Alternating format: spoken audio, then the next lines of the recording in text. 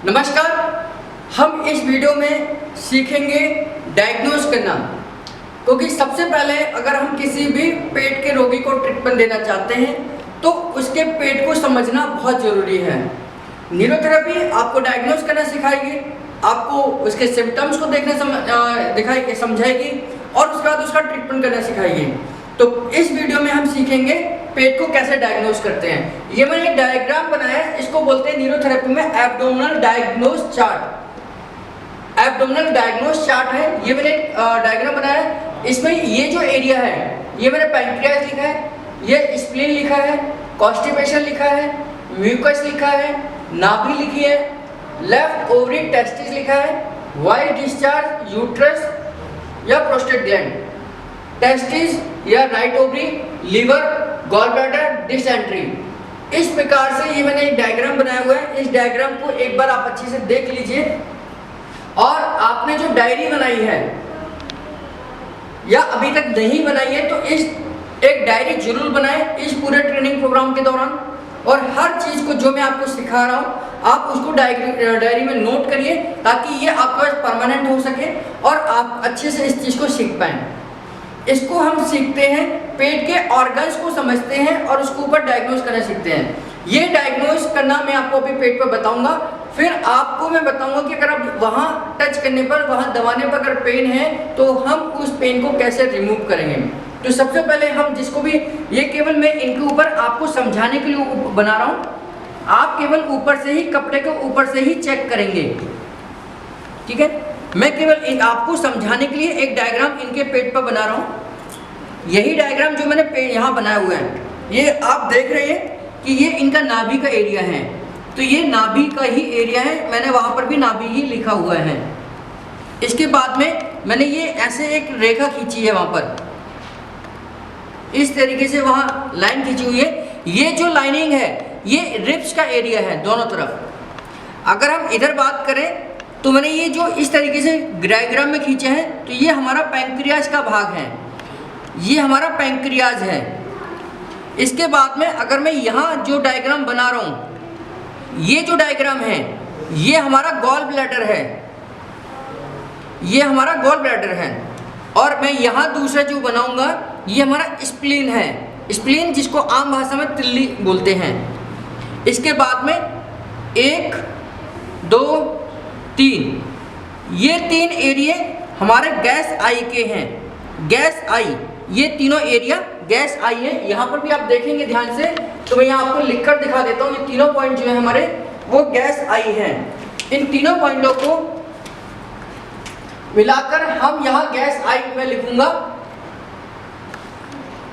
Gas only. पहले हमारा gas only आएगा, गैस ओनली यानी कि हमारा स्टमक, ठीक है। ये हमारा गैस ओनली स्टमक को बताएगा। इसके बाद 3 पॉइंट है, 1, 2, 3, ये तीनों पार्ट, ये जो तीनों भाग है ये हमारे गैस आई है। गैस आई मतलब इंटेस्टाइन, ये इंटेस्टाइन है। अब आप देखिए 1, 2, 3, ये तीनों जो भाग है ये हमारे गैस ओनली है, यानी कि ये हमारा स्टमक का भाग है। हम यहाँ जब प्रेस करेंगे आपको चेक करना बताऊंगा मैं कैसे चेक करेंगे।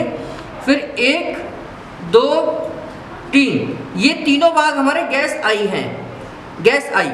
इसके बाद में 3 पॉइंट नीचे 1, 2, 3, ये तीनों भाग हमारे WD यानी कि फीमेल्स के अंदर ये यूट्रस का भाग कहलाता है। हम इसको आम भाषा में WD बोलते हैं। फीमेल की एक प्रॉब्लम है वाइट डिस्चार्ज, उसके नाम पर इसका नाम रखा गया है। इसके बाद में अगर मैं इस तरफ यानी कि लेफ्ट साइड में ये 3 पॉइंट अगर मैं बना दूं तो ये तीनों पॉइंट हमारे म्यूकस के कहलाएंगे, क्योंकि इस एरिया में म्यूकस मेम्ब्रेन ज़्यादा एक्टिवेट होती है। अगर मैं इसके अपोजिट में ये 3 पॉइंट बना दूं तो ये तीनों पॉइंट हमारे लिवर के कहलाएंगे, यानी कि ये भाग जो हमारा लिवर का एरिया है। जब भी यहाँ से कट लगाया जाता है लिवर के लिए, ये जो 3 पॉइंट हैं, ये जो 3 पॉइंट हैं ये हमारा लूज मोशन के लिए एक सिंबल है, इसको बोलते हैं हम डिसएंट्री, ठीक है।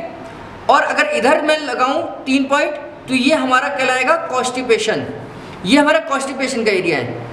और अगर मैं ये 3 पॉइंट यहाँ बनाऊं तो ये हमारा कहलाएगा लेफ्ट ओवरी, फीमेल्स में लेफ्ट ओवरी और मेल्स के अंदर ये लेफ्ट टेस्टिस हो जाएगा। इसके अपोजिट डायरेक्शन में ये जो एरिया है, इस एरिया को हम बोलेंगे राइट ओवरी या राइट टेस्टिस। तो इस प्रकार आप देख रहे हैं इनके पूरे पार्ट पर, इनके ये पूरे पेट पर हमने कुछ ना कुछ ऑर्गन्स बना दिए हैं, और एक्चुअल में भी यही ऑर्गन्स जो मैंने नाम बोले हैं, ये ऑर्गन्स इसी पोजीशन पर होते हैं। सबसे पहले जब भी हम किसी पेशेंट को डायग्नोज करेंगे तो ये जो एरिया है, ये पैंक्रियास का एरिया है, यहाँ हल्का सा हम दबाएंगे। अगर मेरे दबाने पर वहाँ उनको दर्द है तो इसको हम लिख लेंगे कि इनके पैंक्रियास एरिया में पेन है। फिर 1 2 3, अगर ये 3 पॉइंट दबाने पे दर्द है तो हम यहाँ लिखेंगे गैस ओनली में पेन है, यानी कि स्टमक के एरिया में पेन है। 1 2 3 नाभि तक का।